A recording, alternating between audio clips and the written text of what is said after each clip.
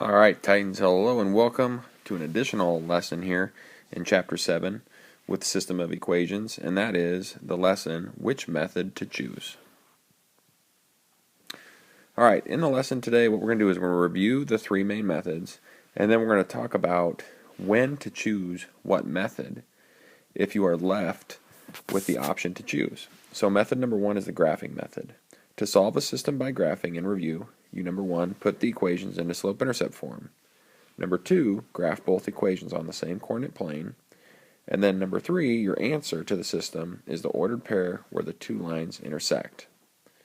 Now you probably don't need to put that into your notes because it should already be there back when we studied the graphing method. This is just a quick review.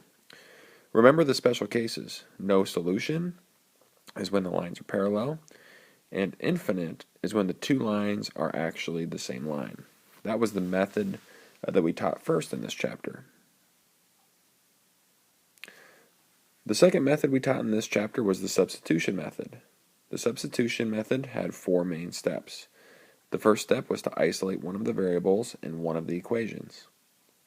The second step was to substitute that value into the other equation and solve.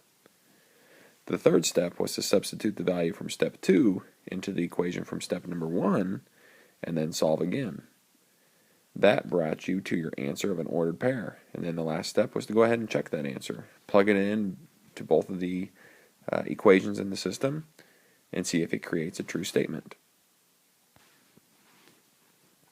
Our third method that we learned here in Chapter 7 was the elimination method. Step 1 was to multiply one or both of the equations so that when you add the two equations together, a variable will be eliminated. Step number 2 was to add the two equations together to eliminate a variable, then solve the remaining equation. Step number 3 was to substitute the value from step 2 back into one of the two original equations and solve. And then step 4 would be to go ahead and take that ordered pair solution, plug it back into both of your systems, and see if it creates a true statement. Now once again, what I've just discussed with these last three methods is review. If you missed that in your notes, you may want to pause this video, rewind it if needed, and get those notes down. What we're mainly focusing on here in this teaching lesson is how to know which method to choose. So obviously in the direction so far we've said, solve this by graphing, solve this by elimination, solve this by substitution. But now I want you to have the ability to solve a system if you're just simply given it. And I want you to be able to solve it what I would consider the smart way, meaning the way that's going to be easiest based on the way that the equations are presented to you. So let's look at this example. If we had 6x plus y equals 10 and y equals 5 for our two equations in the system, what would be the best method to solve this by? Well, when one equation is in standard and one equation is in slope-intercept, the best method to solve is the substitution method. Why would you pick the substitution method? Because the value of one of the variables is known, and it can easily be substituted into the other equation. So just remember, if you have one in standard and one in slope-intercept, or just one equation where a variable is isolated, the best method to choose is the substitution method. If we look at a second example here, the best method for this one would be the elimination method. And why would the elimination method be the best here? Because both equations are in standard form. When they're both given to you in standard form, the best method to use is the elimination method.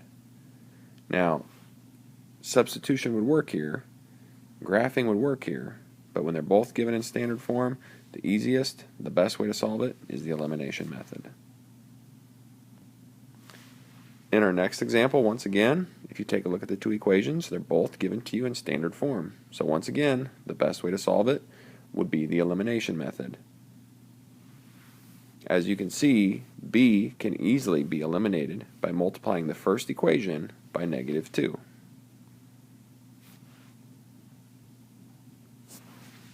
Here's another example. What would be the best method to solve this one? The graphing method. Why would graphing be best? Because both equations are in slope-intercept form. That's a form that is very easy to graph with.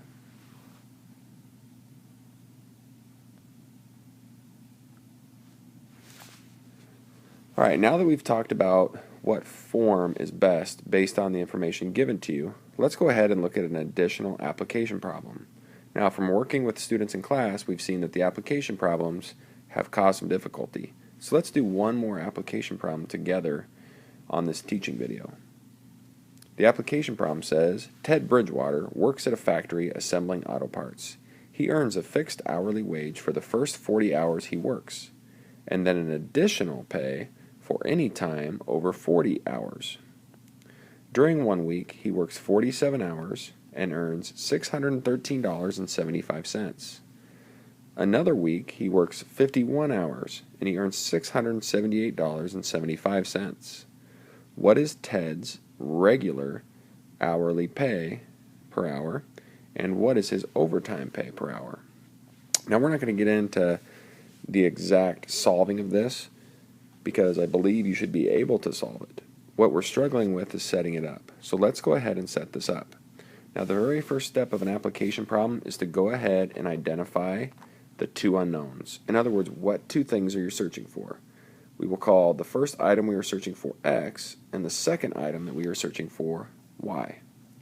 So if you read the last sentence here, it tells you what you're searching for. What is Ted's regularly hourly pay? So his regular pay is going to be X, and his overtime pay is going to be Y. Okay, overtime is what we would call anything over 40 hours. So those are the two things we're searching for. Now, let's look at the first scenario we're given here, the first situation. It says during 1 week, he works 47 hours, and he earns $613.75. Now, it says up above that he earns a fixed hourly wage for the first 40 hours. So, for 40 hours times that regular pay, plus he's working 7 overtime hours times that pay rate, that's going to equal how much money he makes, $613.75. Then, another week, he works 51 hours, and he earns $678.75. So 51 hours would mean he works 40 hours at a regular rate, plus he works 11 hours at an overtime rate. And that equals a total amount of money of $678.75. That right there would be the setup of our system. Now from there you could go ahead and go about solving that by any method you choose. Obviously the best method here is going to be the substitution method. And just as we talked about with method choice, if you're allowed to choose, you want to look at the setup of the two equations. It's not just, well, I'm going to choose graphing because it's my favorite. Okay, you got to look at the setup. Here, they're both set up in standard form. So as we talked about in previous slides, what's the best method to use when they're both given to you in standard form? Well, that's obviously going to be the elimination method. So you would solve this by the elimination method, and it would go ahead and give you the correct answer. You can go ahead and solve this one, and then bring it into class tomorrow, and we'll give that answer there at the beginning of the class period. So go ahead and do that. Alright, that is all for today, folks. Remember, your test is coming up here in a few days. You will find the pre-test on the blog spot. Also, give each day in class your best effort. In class, we're going to be doing a lot of review, a lot of reteaching, and we're going to be giving you a lot of individual help on things that you're struggling with. So please be a self-advocate. Don't ask, don't get, meaning if you don't ask for help, you're not going to get it. So ask for help in class on the material that you're still struggling with. Just remember, guys, failing to prepare is preparing to fail. So if you fail to get yourself ready for that test, then you're going to be setting yourself up for disaster. So make sure you prepare, and then you'll be on the road to success. Thanks for your time tonight, Titans. Have a good one. Made with Doodlecast Pro.